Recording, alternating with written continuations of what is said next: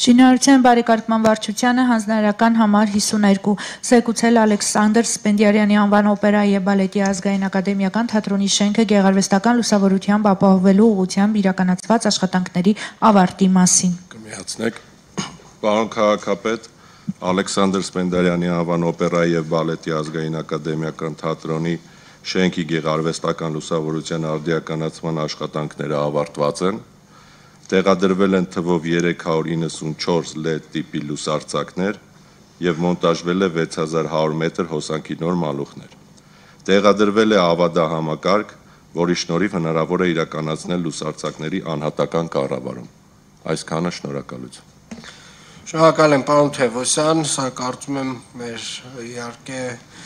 կարևոր ծրագրերից մեկն է եւ իրականում մեր հուշարձանները մեր նամանավանդ այս թամանյանական գլուխգործոցը վստահորեն նոր շունչ է ստացել այս լուսավորությամբ բոլորիս եւ ուզում եմ շնորհավորել այդ առիթով եւ այս տեսակ աշխատանքները Երևանի քաղաքապետարանի համար պետք է լինեն շարունակական, պարոն Թևոսյան,